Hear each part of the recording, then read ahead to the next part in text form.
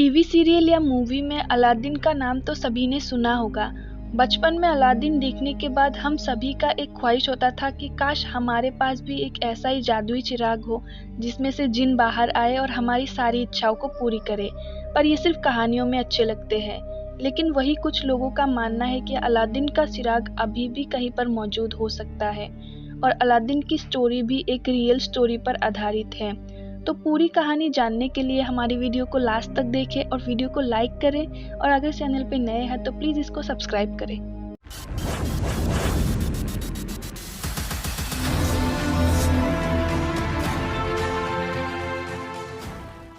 ये कहानी आज से 300 साल पहले लोगों के सामने आई और लोगों का मानना है कि इस कहानी को आज से 300 साल पहले लिखा गया था। अलादीन बगदाद में रहता था, जो कि इराक के पास है। अलादीन एक बहुत ही गरीब घर का लड़का था और अलादीन दिमाग से बहुत तेज था। एक दिन एक जादूगर उसे एक चिराग लाने के लिए कहता है, जिसके बदले वो अलादीन को कुछ पैसा देगा। पैसों की बात सुनकर अलादीन वो चिराग लाने के लिए तैयार हो जाता है और वो चिराग की तलाश में निकल पड़ता है। पर उस जादूगर ने अलादीन को उस चिराग के बारे में और उसमें छुपे जिन और उसकी शक्तियों के बारे में कुछ नहीं बताया। उस चिराग को हासिल करने के लिए अलादीन को काफी सारी कठिनाइयों का सामना करना पड़ता है और उसी बीच रास्ते में अलादीन को एक अंगूठी मिलती है जिसके बारे में उसे कुछ भी नहीं पता होता है, और वो उस अंगूठी को पहनकर अपने सफर में निकल पड़ता है। काफी सारी मुश्किलों का सामना करने के बाद अलादीन को वो जादुई चिराग मिल जाता है, जो अलादीन लाके जादूगर को दे देता है। एक दिन अलादीन गलती से वो अपने हाथ में पहनी हुई अंगूठी को घिस देता है। तभी उसमें से एक जिन बाहर आता है और ये जिन उस चिराग वाले जिन से ज्यादा समझदार होता है, पर ताकत में थोड़ी कम होती है। अब बाहर निकलते हुए जिन अलादीन से कहता है, क्या हुक्म है मेरे आका।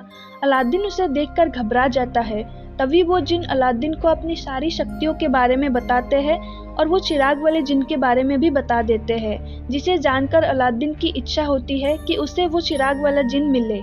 अब क्योंकि वो अंगूठी वाला जिन दिमाग से बहुत समझदार था, इसलिए वो अपनी बुद्धि से अलादीन को वो चिराग वाला जिन लाके दे देता है और बदले में अपनी आज़ादी मांगता है।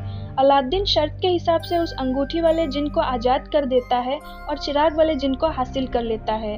अब अलादीन अपने दिमाग से और उस चिराग वाले जिन की ताकत से वो पूरे बगदाद में सबसे ताकतवर और सबसे अमीर बन जाता है और वहाँ की शहजादी से शादी कर लेता है। अलादीन अपना पूरा जीवन लोगों की मदद करने में और लोगों की दुख तकलीफों को दूर करने में बिता देता है। अलादीन उस जिन को कभी भी गुलाम की तरह नहीं रखता है।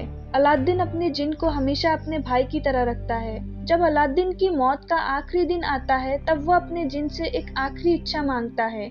अलादीन अपने जिन से कहता है कि ए मेरे जिन, जाओ जाके किसी ऐसी जगह दफन हो जाओ जहाँ तुम्हें कोई भी ना पा सके, और जो तुम्हें पाने की तलाश में आए तो उसकी वहीं पर मौत हो जाए, ताकि तुम्हारी शक्ति से कोई भी इस दुनिया में गलत काम न कर सके।